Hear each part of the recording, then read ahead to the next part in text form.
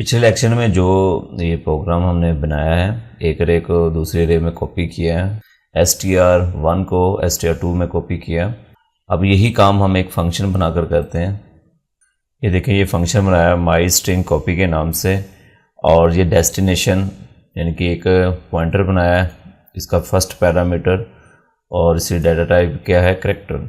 तो ये जो पॉइंटर है डेस्टिनेशन के नाम से बनाया है, इससे मुराद ये है कि जिस अरे में कॉपी करना है। और दूसरा जो पॉइंटर बनाया है वो कॉन्स्ट शुरू में लिखा और आगे कार्ड डाटा टाइप है, और फिर सोर्स के नाम से हमने नेक्स्ट जो पॉइंटर है वो बनाया।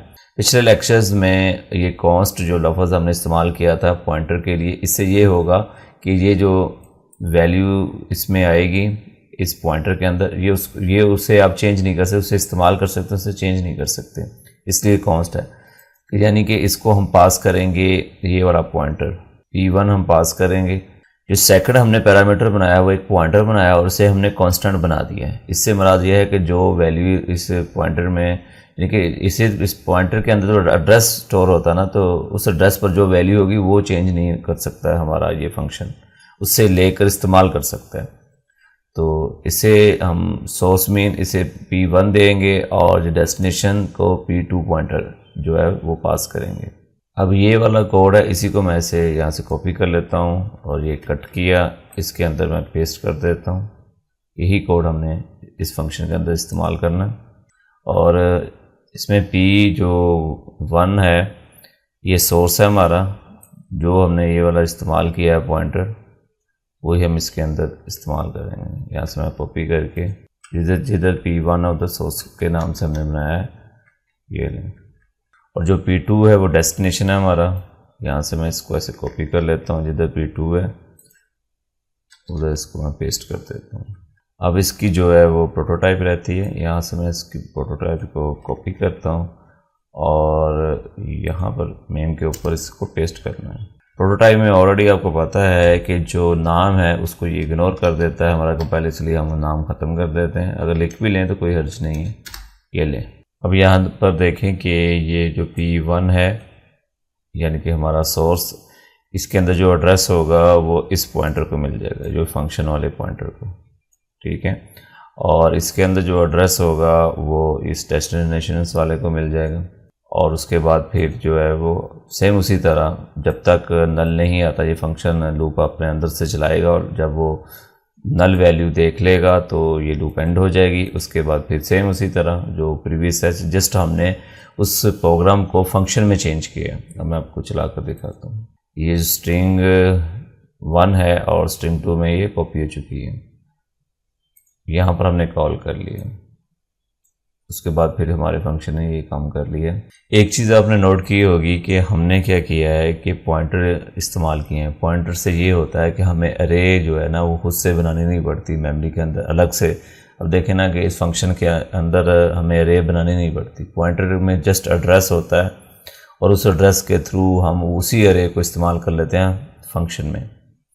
तो ये कॉल बाय रेफरेंस होता है जब हम एड्रेस भेजते हैं। तो आपको ऑलरेडी पता है कि जो कोई भी अरे हो तो वो भी एक कांस्टेंट पॉइंटर होता है। तो बजाय कि हमने यहाँ पर पॉइंटर बनाए हैं ये स्टेटमेंट्स में, तो अगर ये पॉइंटर हम ख़त्म कर देते हैं डायरेक्ट इस फंक्शंस को, ये जो अरे है ना, ये str1 और str2 ये दोनों अरे डायरेक्टली भेज देते हैं, क्योंकि ये खुद एक कांस्टेंट पॉइंटर है। तो अगर हम इन्हें एज अ डायरेक्टली भेज दें तो हमारा फिर भी काम हो जाएगा। कॉल बाय रेफरेंस होता है बाय डिफ़ॉल्ट। जो अगर आप अरे किसी फंक्शन को भेजते हैं तो वो अलग से फंक्शन के अंदर मेमोरी में वो बनती नहीं है, उसी अरे को इस्तेमाल किया जाता है।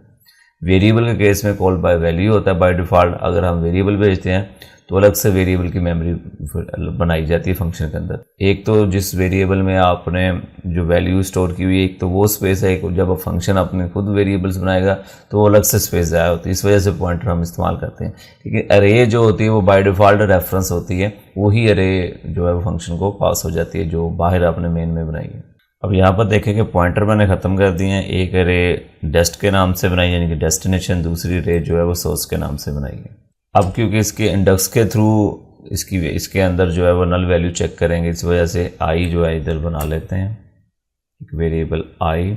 अब ये जो सोर्स है, सोर्स हमारा पॉइंटर नहीं है, रे है, तो इसलिए इसको इंडेक्स जो है इसके अंदर आई कर देते हैं। जब फर्स्ट बार चलेगी तो आई की वैल्यू 0 होगी, तो कंडीशन फिर भी ट्रू होगी क्योंकि शुरू में तो नल वैल्यू नहीं होती, तो इसके अंदर चला जाएगा। ये मैं अब लाइन ख़त्म कर देता हूँ। अब यहाँ देखें कि आई जो है ना, ये देखें ये वाला आई शुरू में इसकी वैल्यू क्या है 0, तो आई की वैल्यू को बढ़ाने के लिए नीचे आई प्लस प्लस यानी कि इंक्रीमेंट करना पड़ेगा। हालांकि ये कंडीशंस के लिए हम इंक्रीमेंट नहीं करवा रहे, जस्ट यहाँ से इंडेक्स की वैल्यू बढ़ाने के लिए। यहाँ पर फर्स्ट 0 0, तो इसकी 0 वाली जो वैल्यू होगी वो इस डेस्टिनेशन में चली जाएगी। फिर नेक्स्ट जब और नीचे जब ये वाली चलेगी तो इसकी एक वैल्यू बढ़ जाएगी। फिर अगली बार जब देखेगा तो अगली बार क्या होगा, यहाँ इसके अंदर 1 होगा, तो 1 में जो 0 अभी नल नहीं मिला तो फिर इसके अंदर कंट्रोल आ जाएगा। इस तरह चलता जाएगा जब तक ये नल वैल्यू नहीं आती। और जब कंट्रोल जो है लूप से बाहर आएगा तो हमें क्या करना है, फिर उसी तरह खुद मैनुअल तौर पर डेस्टिनेशन जो लास्ट में होगा, आई लास्ट में गया होगा तो वो नंबर यहाँ पर होगा, लास्ट वाला नंबर इंडेक्स है ना, ये जो डेस्टिनेशन एरे है वो लास्ट में गया होगा, तो वहाँ पर फिर हम अब मैनुअल तौर पर जो आखिरी इंडेक्स है वहाँ पर नल कैरेक्टर जो है उसको असाइन कर रहे हैं, जिस तरह हम पॉइंटर को करते हैं। क्योंकि यहाँ में सेम उसी तरह कंडीशन फॉल्स हो जाएगी जब ये कैरेक्टर इसको मिलेगा। जब ये कैरेक्टर मिला कंडीशन फॉल्स होगी तो खुद से हमें देना पड़ेगा। जैसे पॉइंटर के केस में हम खुद लास्ट में ये स्टेटमेंट यहाँ पर पॉइंटर लिखते थे और उसको आगे नल कैरेक्टर देते, इसमें अरे को हम देंगे लास्ट इंडेक्स में। अब यहाँ पर जो प्रोटोटाइप थी वो तो थी, उसकी जस्ट हम ब्रैकेट लगा देंगे तो उसे पता चल जाएगा कि इसे जो अरे दी जा रही है, यहाँ पर हम ब्रैकेट लगा देते हैं फंक्शन के प्रोटोटाइप को, ये पता चल जाएगा कंपाइलर को कि इसे अरे पास की जा रही है, अब कोई पॉइंटर पास नहीं किया जा रहा।